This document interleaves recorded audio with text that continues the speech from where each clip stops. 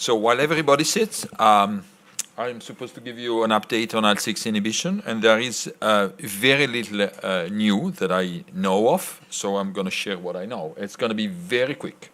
One thing is that there was an FDA requirement to do a study in younger children, younger than 2 years of age. As you know, the pivotal phase 3 study was performed in children older than 2 years of age.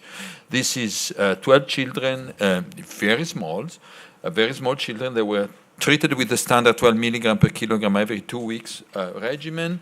They had, PK data were okay, except for the fact that you see a little bit decrease in Cmin, which is on the on your left, compared to the standard IV tender study with an age range of 2 to 17 years. There were, however, three. Two of them were severe infusion reactions. They were a little bit of a surprise. This is a small piece of information. Keep it in mind. The sub-Q will come, and it's the next issue. One issue with Tocilizumab, as you well know, is neutropenia. So we finished the analysis of the neutropenia episodes in the 2 pivotal studies. The frequency, as you can see, is higher in systemic JIA. More than 20% of the patients with SJIA had neutropenia lower than 1,000 count. The percentage of patients who had neutropenia in polyarticular JIA is very similar to the percent of patients in adults with RA. So it's higher in SJIA. The main concern here is obviously infection. So we did a study to look at the rate of infection around the period of neutropenia, because we wanted to see whether there was an increase of infection when the patient showed a neutropenia in the blood cell count, and the take-home message is no, there is not such an increase. And this is true for serious infection, particularly see the lower graph. When you see actually there were no serious infection around period of neutropenia grade 3 or 4, which means less than 1,000. This is tender, and the same is true for polyarticular JIA in CHERISH. So neutropenia is more frequent in patients with systemic, but does not appear to be associated with infection. So one concern, I think, can be removed. Now the sub-Q are coming, which are much more comfortable for the patients and the physician as well. So this is the piece of a title, you missed the first line actually, of one of the studies going on with Tocilizumab. Both studies are concluded in polyarticular and systemic JIA. This just to show you the principle and the advantage of a sub-Q versus an intravenous administration for what concerns pharmacokinetic. The blue line represent in the upper graph. The blue line represent what you see in terms of drug level. When you administer a drug IV, you see a peak in Cmax, and then it goes down, and it goes down. You lose drug. On the other hand, the red line shows you an invented profile of a sub-Q drug, the same drug actually, where you see a lower Cmax, but then you can maintain the Cmin for a longer period of time. This is exactly what happened. Here is the Cmax on your left, and you see lower Cmax in the sub-Q. You don't see it, but this is sub-Q. So lower Cmax, but higher Cmin, which is exactly what you want when you want to assure long-term neutralization. This is Tocilizumab. There is a second drug being evaluated right now, which is called Sarilumab. It's a fully human. It's not a humanized. It's a fully human monoclonal antibody to the IL6 receptor. Has the same binding site as Tocilizumab on the IL6 receptor, has higher affinity, which is irrelevant from our point of view. And again, the studies are being performed with the study in systemic due to start in the coming months.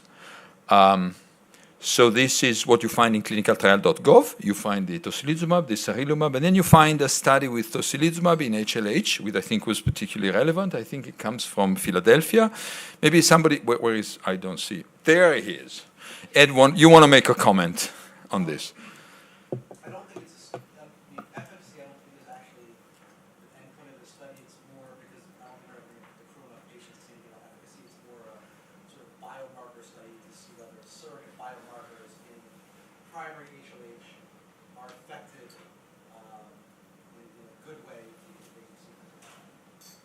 And I don't think we've actually enrolled them yet. Not enrolled. So that's not as much as I know. Okay, good. Thank you very much, Ed. I wanted that because he knows more than I do, obviously. And that will be it. Very quickly, I'll take any question.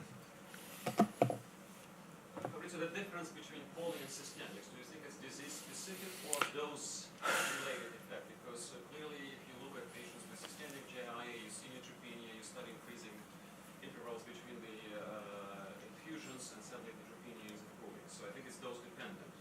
So It didn't look like it was related to the concentration of the drug in the study in a population PK approach. So again, we didn't have the concentration of the drug at the time of the neutropenia. We know the concentration of the drug, Cmin and Cmax and AUC in that patient at steady state, not necessarily at the time of the neutropenia episodes, as you do know very well. So keep it with a grain of salt. I'm not sure it's related to dosing itself. It doesn't look like it's related to concentration. I think it's more disease-specific, but we don't have a clue, to tell you the truth.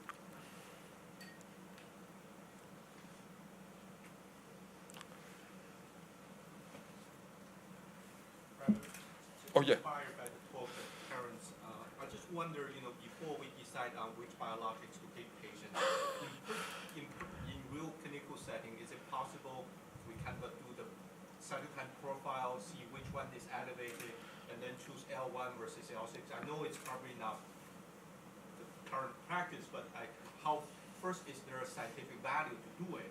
Either monitor the cytokine or the signature, and I think that's going to increase the chance. So I think this is one of the big questions that actually you were raising. How do we start treatment? What we begin the patient with, and we all kind of start early with anakinra. In general, there is no real biologic reason to do that now. I think there is common experience, and most of the patients do very well with anakinra at the very beginning, as Ella did. The real thing is that we don't have developed robust sets of data that allows you to do that based on whatever genetic, molecular, proteomic, or RNA expression profiling. Some of us are working on this, I know, and hopefully we'll come up with a solution.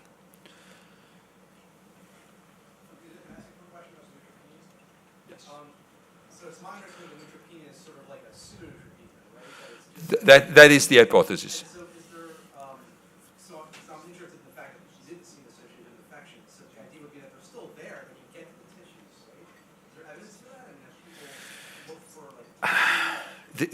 Not in patients. In mice, you can do that, and it looks like this is the case.